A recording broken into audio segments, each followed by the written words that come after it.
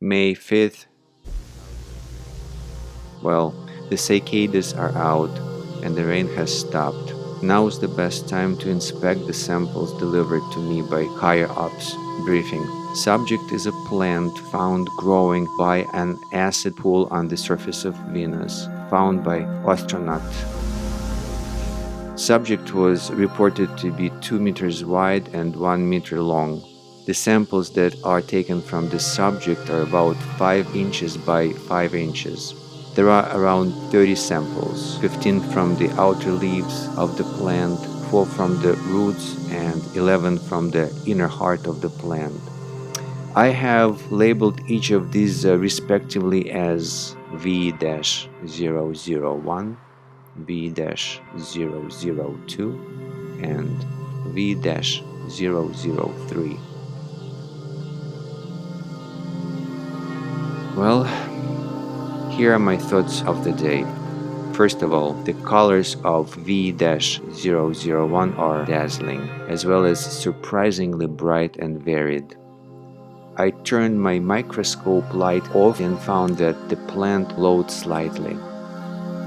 When I turned off the lights of the entire room, it still glowed. By the looks of it, the cells of V-001 don't show any immediate signs of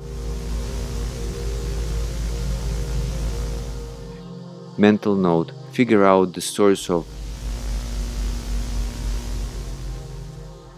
mental note 2. The surface of the leaves have absolutely zero acid protection. If I were to expose the sample to the kind of acidic weather on Venus, it would be annihilated in under 10 minutes. I've asked everyone I know in the department, and they all say the same thing. Nobody tampered with the specimen, but I strongly suspect otherwise. Mental note 3. The cellular structure. I don't know how to describe it. It's off. The cells, it's like putting fish cells next to pig cells and mushing both of them into another entirely different living organism's body. Does this mean that in reality the leaves are just multiple different plants that are somehow kept together in shape? Signing off.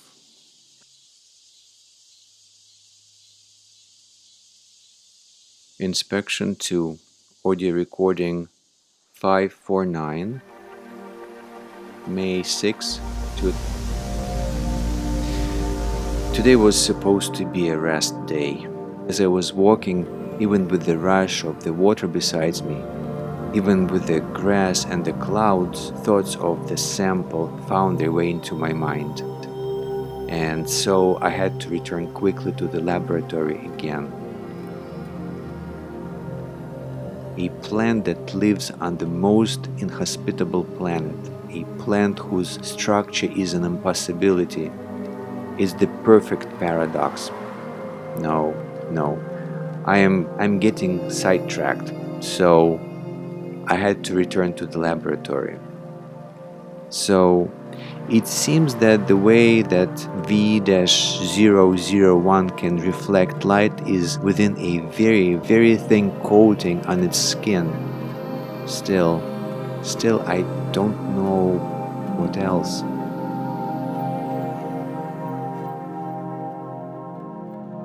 What else? Nothing. I have nothing new.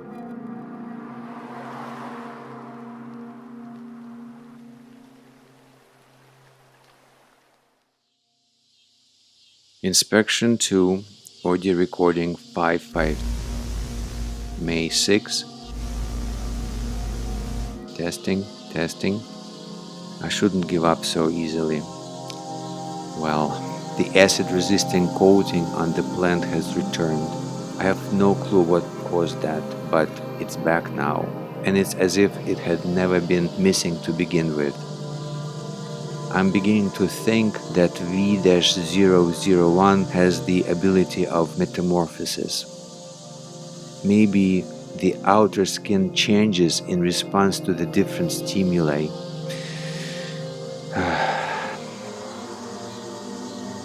I don't know.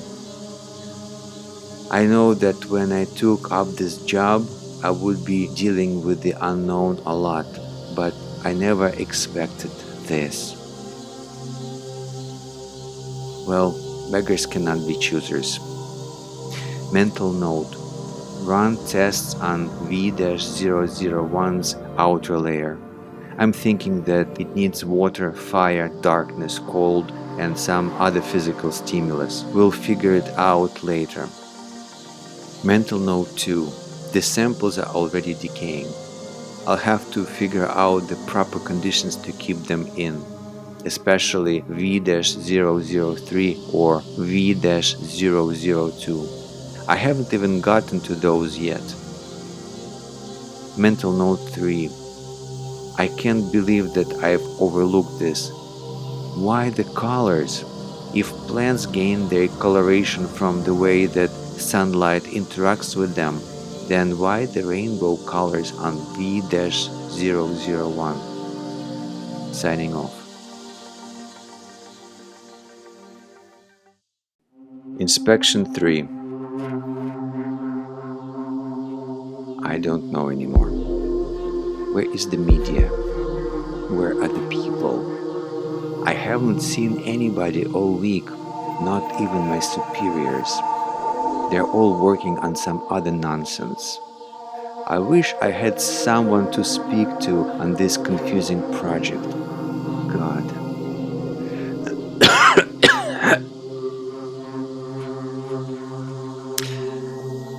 At this point, I throw random experiments under the microscope and hope for the best, because it seems both logic and planning have no bearing on the outcome of working with this sample.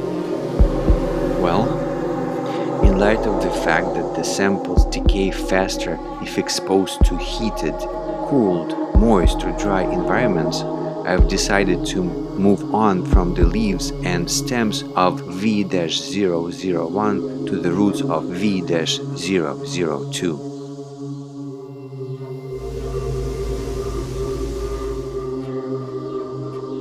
I'm hopeful but also fearful. Of what? I don't fully understand either.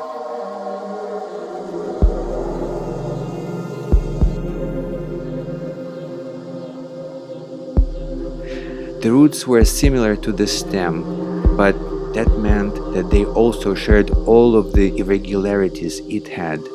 The same kind of patched together nonsensical cellular makeup. The same kind of changing shape. Each time I looked away, I could have sworn that the cellular structure slightly shifted. Beyond a doubt, whatever is making the plant move has some degree of being alive, like all plants, and it's slowly dying, which is worrying me.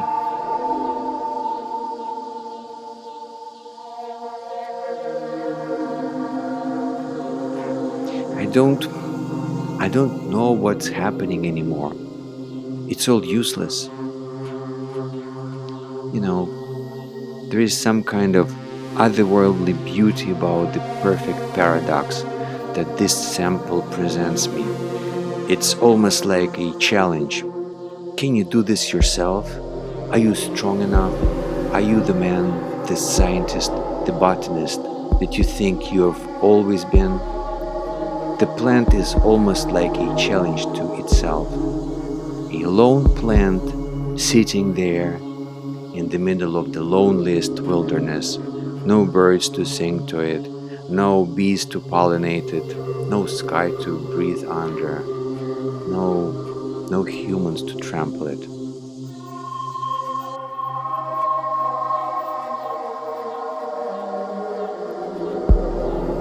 The longer I stared into the microscope, the more I felt like I was beginning to understand something far greater than me. Slowly, I started to see its form emerge from the fog that it created around itself, twisting in the middle of the loneliest wilderness, and no birds to sing to it, no bees to pollinate, no sky to breathe, of success, of everything.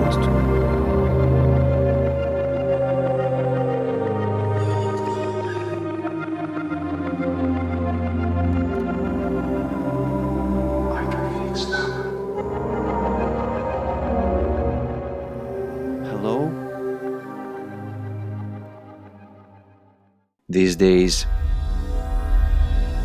as soon as I leave the laboratory, I feel that same silence, like it's a record player, hidden inside everything, constantly looping around and around.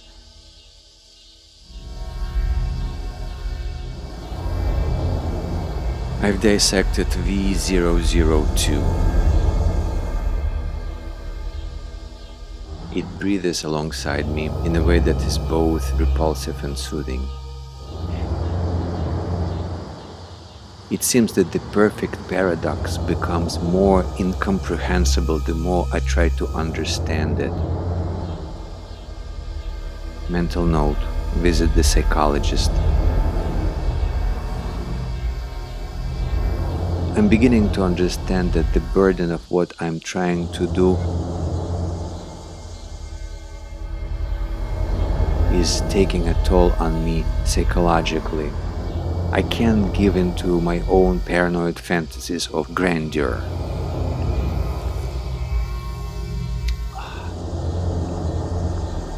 Whatever this thing that I've seen and heard is, it is so close that I could reach out my hand and almost touch it. If I were to touch it, I don't know what would happen. Perhaps everything would suddenly fade into nothingness, like falling asleep or dying, maybe. Perhaps nothing would happen at all. I would draw back my hand, and then what? Of course, I wouldn't be surprised. Why should I? It would be as if I reached out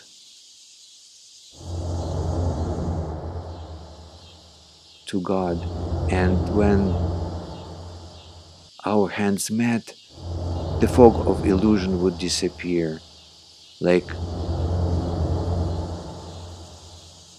waking up from a dream.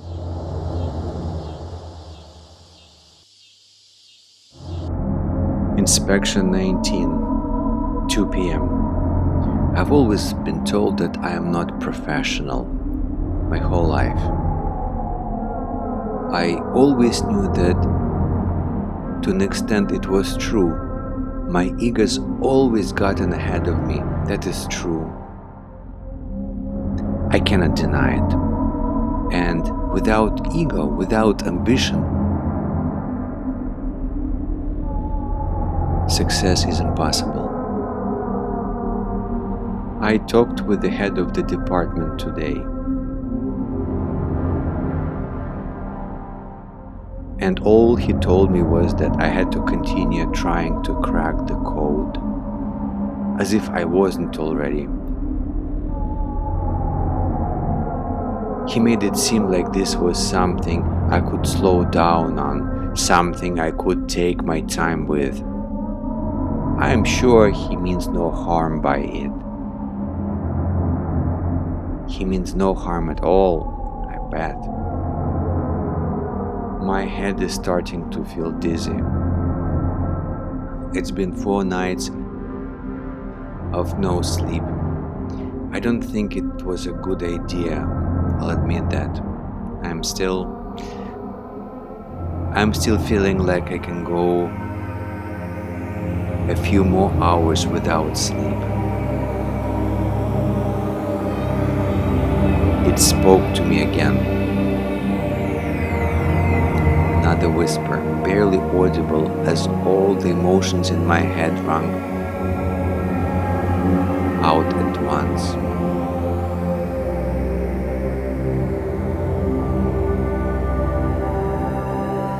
I did not want to be left alone any longer.